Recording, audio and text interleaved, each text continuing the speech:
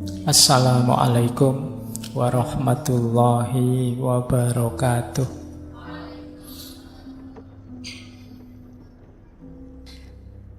Nah, tokoh terakhir yang ingin saya angkat adalah Arthur Schopenhauer. Ini tokoh filsafat yang dikenal sebagai eksistensialisme pesimistik. Kita belajar dari beliau banyak malam hari ini tentang bagaimana mengatasi hidup yang pahit, yang penuh penderitaan. Nah, pertama kita cek dulu kata Schopenhauer, cinta itu menipu. Kata dia, cinta itu sebenarnya adalah keinginan kita untuk memiliki atau perwujudan kita dari kebutuhan. Jadi sebenarnya kata Schopenhauer, kita itu punya fitrah prokreasi, punya fitrah dorongan biologis untuk berketurunan. Dalam rangka apa? Melanjutkan hidup kita, melanjutkan cita-cita kita. Makanya istilahnya Schopenhauer, the will to life. Kita sadar bahwa hidup kita ini terbatas. Setua-tuanya orang kalau zaman ini paling usianya berapa. Sementara keinginan kita tidak terbatas. Oleh karena itu muncul dorongan untuk melanjutkan keturunan, untuk prokreasi. Nah, dorongan ini sifatnya fitrah. Nanti ada basis teorinya tentang keinginan ini. Ini yang disebut will to life. Kita kan terbatasi oleh kematian, tapi cita-cita kita bisa lanjut tidak mati, dilanjutkan oleh keturunan kita, melanggengkan spesies manusia kita. Nah, dorongan untuk melanjutkan spesies, untuk melanjutkan keturunan, itu terus dibungkus dengan istilah-istilah seperti cinta ini.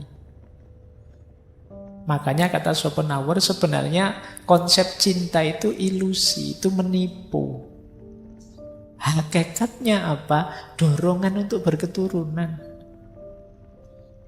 Jadi hakikatnya di situ. Kuncinya apa? Keinginan. Manusia merasa ingin dan merasa butuh. Maka dia ingin mewujudkannya. Biar tidak kelihatan terlalu vulgar mungkin kalau sekedar birahi seksual, dikonseplah dengan istilah-istilah cinta. Ini versi Schopenhauer. Nah, karena dia ini sejenis keinginan, cinta itu kan selalu dibalik itu keinginan. Meskipun kita banyak berteori bahwa cinta itu tanpa pamrih, tanpa tujuan apa-apa, tetap dalam dirinya ada keinginan. Tanpa pamrih itu kan juga keinginan. Saya ingin cintaku tulus, itu kan keinginan. Saya ingin cintaku tanpa pamrih, itu kan keinginan. Berarti apa? Di balik cinta ada hakikat namanya keinginan. Kalau itu sifatnya keinginan, maka siap-siaplah di balik keinginan ada kesuksesan, juga ada kegagalan. Maka jangan kaget kalau cinta itu kan murni, Pak. Kok bisa membuahkan patah hati, membuahkan kesedihan? Ya karena hakikatnya cinta itu keinginan. Jadi ketika kita mencintai sesuatu, ya hakikatnya kita menginginkan sesuatu. Paling tidak menginginkan cinta itu sendiri. Itu kan keinginan. Dan keinginan itu penderitaan. Kalau versinya Schopenhauer. Kenapa keinginan itu penderitaan? Nah ini. Schopenhauer itu idolanya adalah Immanuel Kant dan Buddha. Nanti konsep-konsepnya dekat ke sana. Kata dia, ya memang hidup itu penderitaan. Kenapa hidup itu penderitaan? Hakikatnya hidup itu terletak pada keinginan kita. Apa mesti Pak orang itu menginginkan sesuatu? Mesti. Karena manusia itu punya ciri kurang. Ada ndak manusia yang tidak menginginkan apa-apa? Ndak ada. Setiap orang pasti menginginkan sesuatu. Pak, saya bebas dari keinginan, Pak. Iyalah. Bebas dari keinginan itu ya jenis keinginan juga. Ingin bebas dari keinginan. Tidak ada orang yang tidak menginginkan. Nah, menginginkan itu kan berarti ada yang kurang. Sederhananya kan begitu. Saya ingin sesuatu berarti kan ada yang saya tidak punya, ingin saya miliki. Karena saya ingin memiliki, sedangkan sekarang tidak punya, ini kan pahit. Berarti ada yang aku inginkan, sekarang aku tidak punya. Kan tidak enak itu. Saya ingin ngopi kok tidak punya kopi, itu kan tidak enak. Ingin pacar, tidak punya pacar, tidak enak. Keinginan yang kita inginkan itu kan sesuatu yang kita tidak punya. Sementara hidup itu hakikatnya keinginan. Sedangkan keinginan itu pahit, sakit. Berarti hakikatnya hidup itu pahit, penderitaan. Lupa, tapi kalau keinginannya terpenuhi, kan seneng Pak. Iya, tapi senangnya sebentar, kata Schopenhauer. Kenapa senangnya sebentar? Karena kesenangan itu disenangi hanya sesaat, saat keinginannya terpenuhi. Dan manusia punya namanya rasa jenuh, rasa bosan. Kalau sudah terpenuhi, lama-lama dia bosan. Bosan itu sakit. Tidak enak kan bosan itu. Kalian, Pak saya ingin belajar filsafat Pak, ayo ikut ngaji filsafat. Begitu ikut sekian bulan, bosan Pak, sudah. Bosan itu kan pahit. Terpenuhi keinginanmu, tapi lama-lama bosan. Atau tidak bosan sih, tapi keinginanmu nambah. Kemarin sekedar punya HP, sekarang yo minimal HP yang 5 jutaan lah. Ini kan keinginanmu nambah. Ketika nambah yo sakit lagi. Jadi begitu keinginanmu terpenuhi, alternatifnya dua. Muncul rasa bosan atau nambah keinginan baru. Dua-duanya tetap sakit. Itu yang menurut Schopenhauer, hidup itu ya memang penuh penderitaan. Ini mungkin agak ada pengaruh-pengaruh dari Buddhisme. Hakikatnya hidup itu pahit, jadi jangan kaget. Misalnya kalian patah hati, misalnya kecewa, misalnya ya wajar lah wong ya. Inilah hidup itu.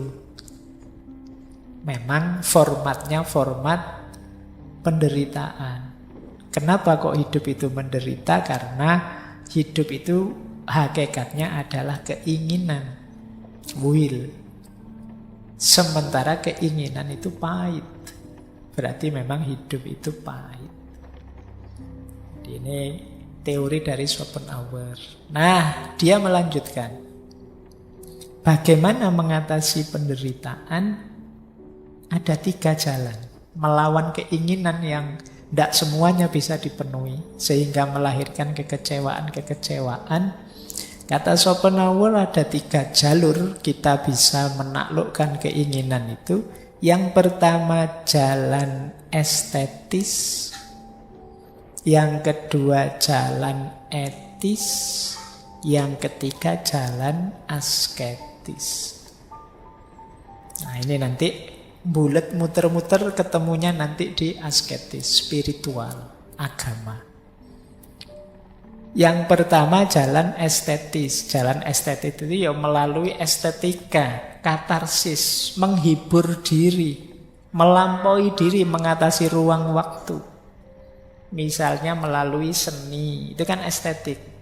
Kalau kita lagi sumpek, stres, terus dengerin musik. Ya, waktu kita dengerin musik itu kan rasanya semua masalah melayang. Meskipun kalau headsetnya dibuka ya sumpek lagi.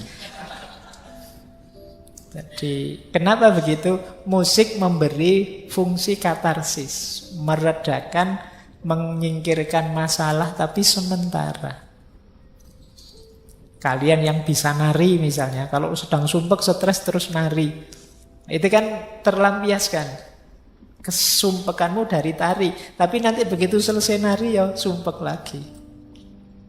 Misalnya stres, kamu temenmu utang tidak bayar-bayar, terus kamu joget nari sak kapok, kan lali waktu joget tapi begitu sadar capeknya hilang, iya dia tetap belum bayar utang ternyata, ya balik lagi kesadaran. Jadi seni bisa memberi katarsis, memberi pembersihan, pelampiasan, tapi sifatnya sementara. Yang pintar ngelukis mungkin sambil ngelukis, mungkin suka nonton film ya nonton film, seneng drama Korea ya nonton drama Korea. Kalau stresnya panjang nonton drama Korea ini maraton biasanya. Ya, 16 episode dilihat dalam waktu sehari misalnya. Nah, itu kelihatan kalau sedang stres. Kenapa melarikan diri ke film, ke terus? Karena di kehidupan nyata mengecewakan. Nah, jadi pelariannya ke estetik tadi. Kalau dibilang, kalau estetika kan sementara, biar tidak sementara, ayo terus-terusan estetik. Nah, jalan, tapi ya nanti kalau kamu kembali ke dunia nyata, ya masalahmu ketemu lagi. Jadi ini versi salah satu cara untuk mengatasi penderitaan tadi. Banyak keinginanmu yang tidak terpenuhi, tapi bisa dikatarsis lewat estetik. Ada jalan kedua. Jalan kedua ini jalan etis. Melakukan perbuatan baik. Karena berbuat baik ke orang lain itu membahagiakan, menenteramkan. Jadi kamu ujian lulus nilai tertinggi itu kamu bangga. Tapi kamu bisa lebih bangga lagi, kamu bantu temanmu dan dia lulus dengan nilai tertinggi, itu lebih membanggakan. Berbuat baik itu menenteramkan, menenangkan. Jadi membuat kita merasa penting, membantu yang lain. Orang lain kan juga menderita. Kita mewujudkan keinginannya orang lain, meskipun keinginan kita belum terpenuhi, itu jauh membahagiakan. Ya kayak orang tua kita itu loh, saya susah tidak apa-apa, yang penting anakku berhasil. Nah ini keberhasilan anak itu membahagiakan, jauh lebih membahagiakan orang tua dibandingkan keberhasilannya sendiri. Jadi kalian boleh mencoba, karena berkontribusi pada orang lain itu kebahagiaannya jauh lebih tinggi. Levelnya kebahagiaan itu kan 4. Yang paling rendah mencari senang saja, ini paling pendek durasi bahagianya.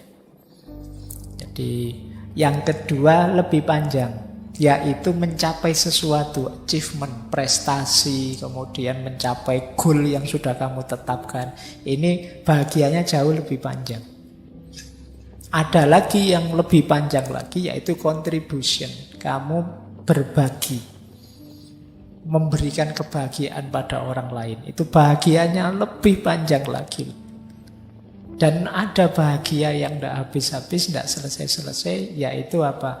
Ultimate good. Ultimate good itu melakukan kebaikan dan ikhlas. Puncak, tidak ada pamrih apa-apa. Itu jauh lebih membahagiakan. Nah, itu namanya jalan etis.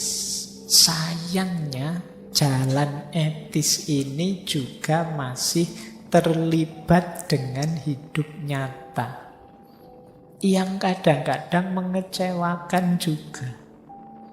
Kamu ingin berbuat baik pada orang lain, yang diberi perbuatan baik malah balasannya menyakitkan hati. Ingin cari kebahagiaan malah tambah mangkel. Nah, berarti apa? Jalur etis juga tidak permanen kebahagiaan yang diberikan. Ada jalur terakhir yang ditawarkan oleh Schopenhauer, yaitu jalur asketis. Jalur asketis ini ya seperti suluk-suluk yang ada dalam tasawuf. Membebaskan diri dari keinginan. Membebaskan diri dari godaan-godaan kesenangan duniawi. Jadi hidup tulus tanpa pamrih. Jadi keinginannya hanya mencari ridhonya Tuhan saja. Nah, ini jalur asketis. Ini lebih permanen mengatasi penderitaan tadi yang disebabkan oleh keinginan-keinginan yang tidak terpenuhi. Berarti jalur asketis itu sudahlah semua keinginan dipotong, dijadikan satu saja keinginannya, yaitu Tuhan. Jadi membebaskan diri dari keinginan, tapi melakukan transendensi, satu-satunya yang diinginkan ya hanya Tuhan saja. Ini namanya jalur asketis. Melakukan kebaikan, melakukan perbaikan, kontribusi yang tidak ada pamrih apa-apa selain Tuhan. Ini jalur asketis. Jadi meskipun beliau ini filosof eksistensialis, pesimis, tapi termasuk eksistensialis kategori teistik. Jadi yang masih bertuhan. Jadi filsafat itu ya macam-macam. Tidak semua anti Tuhan seperti Nietzsche, ateis seperti Sartre. Yang bertuhan juga banyak. Baik, jadi ini 3 jalan yang mungkin diambil saat kita mengalami penderitaan. Biar tidak terlalu depresi, terlalu stres, teman-teman boleh milih. Jalan yang cocok apa? Ada pelarian sementara, ada yang lebih permanen, tapi ada yang lebih paten. Jadi yang lebih paten, yang asketis, yang lebih panjang durasinya yang etis, yang paling pendek durasinya yang estetis.